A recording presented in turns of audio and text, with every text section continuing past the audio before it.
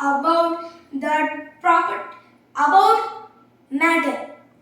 What is matter? Matter is an object or a substance which contains some mass and which which exists in the universe, which contains some space in the universe.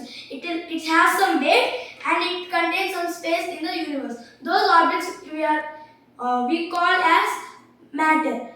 Example: humans are matter. Solar system is a matter, and our house, our school, everything is a matter. Matter is again classified into three types: solids, liquids, gases. Solids, they are very tightly packed. Example: humans and walls, boards, etc.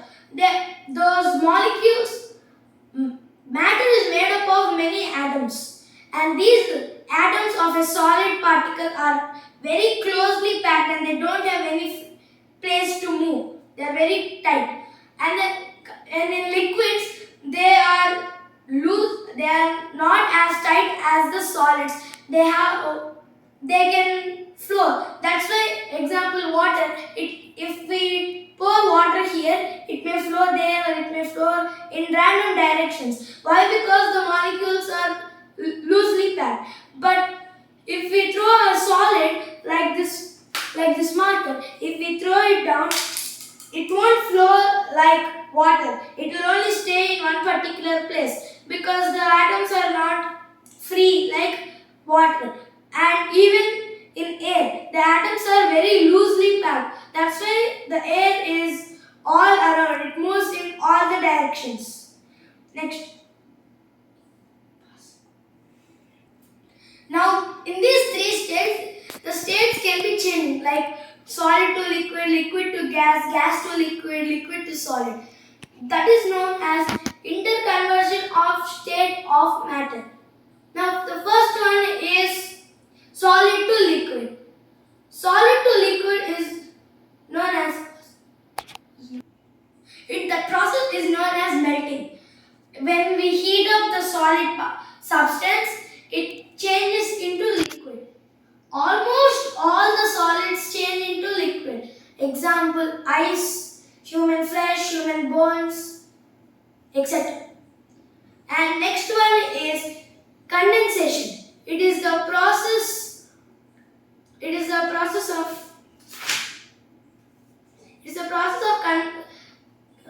converting of gas to liquid. When we cool down a gas, it changes back into its original form into liquid. In cooling, the atoms will be more tight. They will become more tighter. But in heating, the atoms will become more loosened. The next is boiling and evaporation. What is the difference between boiling and evaporation? Boiling, the boiling point means the example water. If we take water, the boiling point of water is 100 degrees Celsius. That means in 100 degrees Celsius temperature of heat, the water will completely evaporate from the beaker or the container. All the water present in the container completely, if we want to evaporate all of the water, we need 100 degrees Celsius. But evaporation is similar, but it is below the boiling point. Example: if we put only 80 degrees Celsius, only the surface area of the water, the surface water will evaporate and the remaining water will stay. Boiling point is more faster than the evaporation. Evaporation means conversion of liquid state to gaseous state. Evaporation has factors, three factors. Those are humidity, surface area and temperature. Factors means if humidity is more, then evaporation takes place more faster. But if surface area also more, then if humidity is more, the evaporation becomes more slower. But if surface area and temperature is more, then evaporation is more faster. So solidification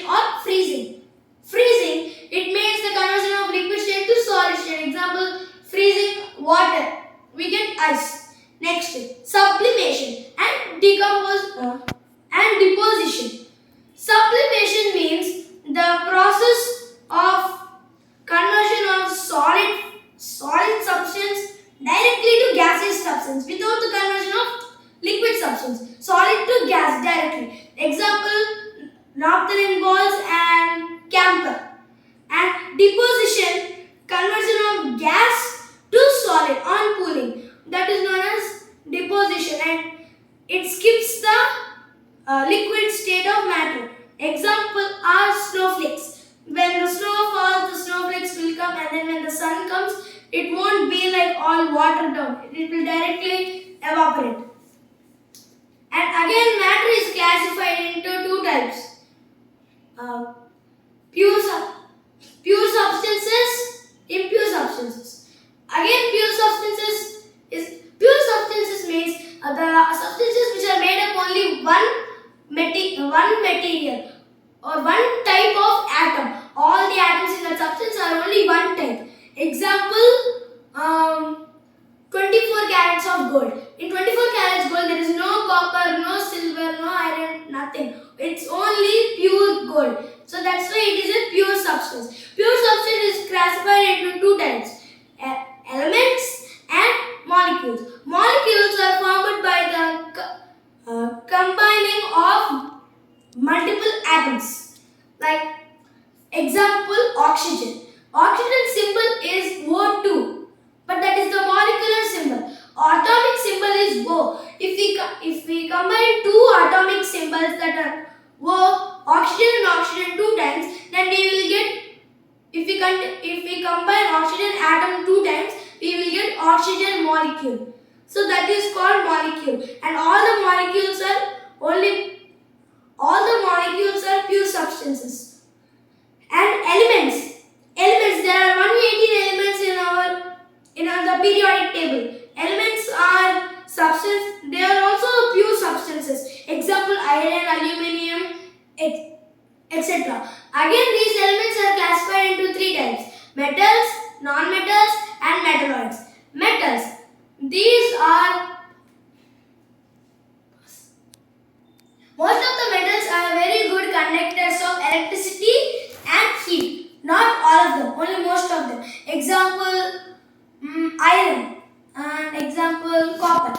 These are good conductors of electricity and heat. Almost all the metals have the ductile property and malleable property. What are these both? Malleable property means, if example, gold. Did you know that 1 gram of gold, if we hammer it down, we can stretch it up to 2 kilometers? Yes, this property is known as malleable. And ductile means not stretching flat. It is stretching into wires. And many metals have the lustrous property, which means the property of shining. When many metals shine. Why they shine is because there are free atoms in there. When the atoms, they are moving on top of the surface of the metal. When they are freely moving, then even if light falls on those atoms can easily reflect the light back, which comes and falls on our eyes, so that we can see the shininess of the object. Next, non-metals. Non-metals are very bad conductors of heat and electricity. However, in some exceptional cases, they are good conductors of electricity. Example, graphite. Graphite is a non-metal and it is a good conductor of electricity. They don't have the malleable property and they don't have the ductile property also. Some of them are very easily broken and they are not lustrous. They won't have the property of shining. And last, metalloids. These metalloids are also known as semi-metals. These metalloids contain the properties of metals and non-metals both combined. But it have more properties of metals. That is why it is known as semi-metals. Then compared with non-metals, it has more properties